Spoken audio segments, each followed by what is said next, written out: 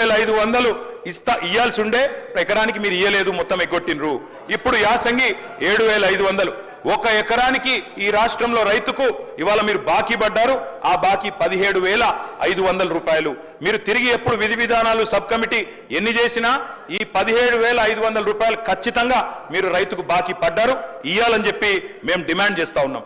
అదేవిధంగా అధ్యక్ష, 2 విడతలు రైతు భరోసాతో పాటు ఒక విడత 5,000 ఇచ్చి ఎగ్గొట్టిన 2,500 కలిపితే ఇప్పుడు నేను చెప్పిన లెక్క 17,500 అధ్యక్ష. మొత్తం 70 లక్షల రైతుల లెక్క తీసుకుంటే మీరు రైతులకు పడ్డ బాకీ ఎంత అంటే 26,775 కోట్లు ఖచ్చితంగా కట్టియాలని చెప్పి బీఆర్ఎస్ పార్టీ తరఫున మేము మిమ్మల్ని రిక్వెస్ట్ చేస్తా ఉన్నాం అధ్యక్ష.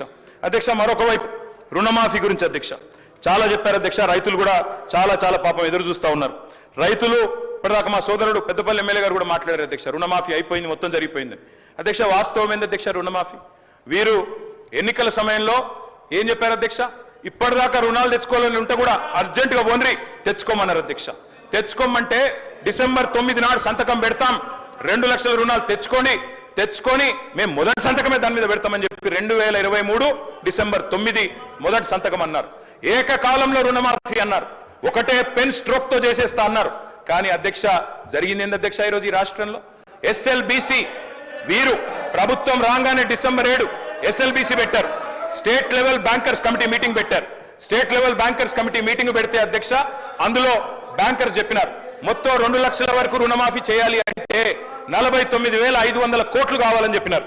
మరి ప్రభుత్వం ముఖ్యమంత్రి గారు చెప్పినారు, బయట ఎక్కడో మాట్లాడుతూ మైక్లో చెప్పారు, రికార్డు కూడా ఉంది, కావాలంటే ప్లే చేయమంటే చేస్తా అధ్యక్ష మీరు అనుమతిస్తే.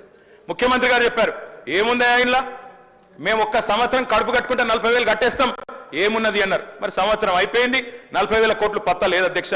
మరి కడుపు కట్టుకున్నారా కట్టుకోలేదా ఇంకేం చేసిండ్రో మాకు తెలియదు అధ్యక్ష, వారు చెప్పాలి. అదేవిధంగా అధ్యక్ష 40,000 కోట్లు అన్నారు ముఖ్యమంత్రి గారు, ఎస్ఎల్బిసి 49,500 అన్నది, ముఖ్యమంత్రి గారు 40,000 అన్నారు.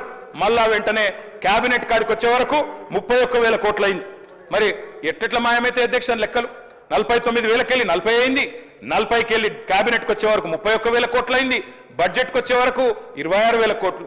మళ్ళీ ఇవాళ మొన్న పాలమూరులో విజయోత్సవం జరిపినప్పుడు మొత్తం జరిగింది 19,000 కోట్లు అని చెప్తున్నారు అధ్యక్ష. నేను సవాల్ చేస్తా ఉన్నా, ఈ ప్రభుత్వాన్ని సవాల్ చేస్తా ఉన్నా అధ్యక్ష, ఏ ఊరికైనా పోదాం రాష్ట్రంలో, కొండారెడ్డి పల్లికి పోదామా, కొడంగల్కి పోదామా, సిరిసిల్లకు పోదామా, ఏ ఊరు వాళ్ళ ఇష్టం, పాలేరు పోదామా, ఎక్కడ పోదామా వాళ్ళ ఇష్టం. ఖచ్చితంగా ఏ ఒక్క ఊర్లోనైనా 100% రుణమాఫీ జరిగిందని రైతులు చెప్తే స్పీకర్ ఫార్మాట్ లో రాజీనామా వెంటనే మీకు ఇచ్చి రాజకీయ సన్యాసం తీసుకుంటా అధ్యక్ష, ఏ ఒక్క ఊర్లో అయినా సరే. అధ్యక్ష, ఈ రకమైన బుకాయింపు, ఈ రకమైన మోసం మంచిది కాదు అధ్యక్ష. పావులా కూడా జరగలే అధ్యక్ష రైతు రుణమాఫీ. 49,500 కోట్లు అని చెప్పి ఇప్పటి వరకు 12,000 కోట్లు కూడా చేయకుండా తప్పించుకునే ప్రయత్నం చేస్తా ఉన్నారు.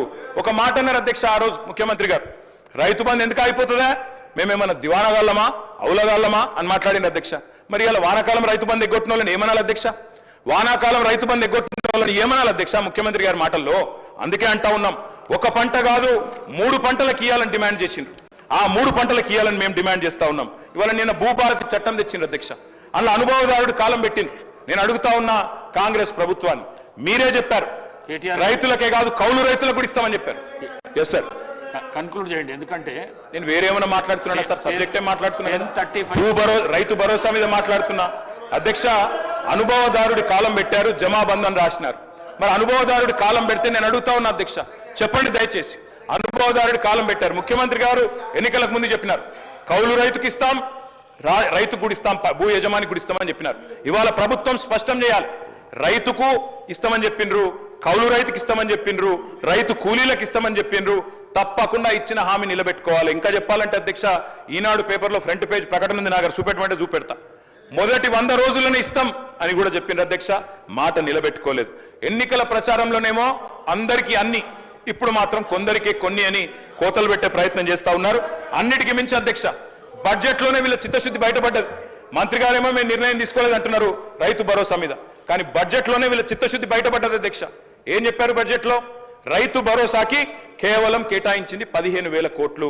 మీకు నిజంగానే పెంచాలన్న ఆలోచన ఉన్న మాట వాస్తవం అయితే, 100 రోజుల్లో రైతు భరోసా పెంచుతామని చెప్పిన మాట వాస్తవం అయితే, మీరు ఎందుకు 15,000 కోట్లే కేటాయించారు? ఎందుకు మీరు 23,000 కోట్లు ఏదైతే 7,500 రూపాయలు కావాలో ఎకరానికి ఎందుకు కేటాయించలేదు? 70 లక్షల మంది రైతన్నలకు మీరు 15,000 కాకుండా మరి 15,000 ఇవ్వాలి అంటే 23,000 కోట్ల రూపాయలు కావాలి. అది మీరు పెట్టలేదు అంటేనే మీ చిత్తశుద్ధి అర్థమైతా ఉన్నది. కోతలకు సిద్ధపడ్డ తర్వాతనే ఉపసంఘం వేసినారు, మంత్రివర్గ ఉపసంఘం. ఇవాళ మీరు టైం పాస్ చేస్తా ఉన్నారు, ఖచ్చితంగా చెప్తా ఉన్నా, కాలక్షేపం చేస్తున్నారు. మంత్రివర్గ ఉపసంఘాన్ని వేసి ఇయ్యదలుచుకోలేదు మీరు. వానాకాలం రైతు బంధు ఎగ్గొట్టినట్టే భవిష్యత్తులో కూడా రైతు బంధు ఎగ్గొట్టే చక్కర్లో మీరు ఉన్నారు. అందుకే ఇవాళ రైతులు నమ్మతలేరు.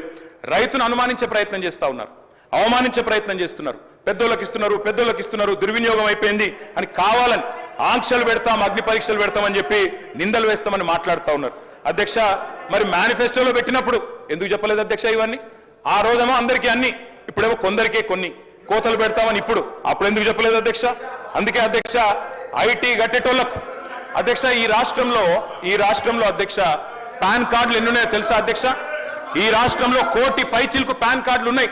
మరి రేపటి రోజున పాన్ కార్డులు ఉన్న వాళ్ళందరికీ కట్ చేస్తామంటే, ఐటీ గట్టేటోళ్ళకి కట్ చేస్తామంటే ఎట్లా కుదురుతుంది అధ్యక్ష?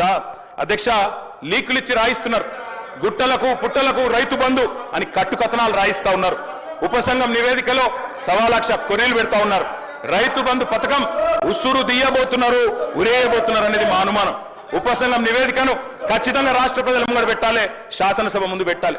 అధ్యక్ష, నేను ఒకటి అడుగుతున్నా అధ్యక్ష, ప్రభుత్వ ఉద్యోగులకు ఐటీ చెల్లింపుదారులకు రైతు భరోసా కట్ చేస్తారా? మంత్రి గారు చెప్పాలి. ప్రభుత్వ ఉద్యోగులకు భూమికున్న బంధాన్ని తెంపేస్తారా? వాళ్ళు రైతు బిడ్డలు కాదా? వాళ్ళు భూమిపుత్రులు కాదా? రైతు బిడ్డ ఉద్యోగి అయితే వారికి కటింగ్ పెడతారా? తప్పకుండా చెప్పాలి. తరతరాలుగా సాగుతున్న భూమిని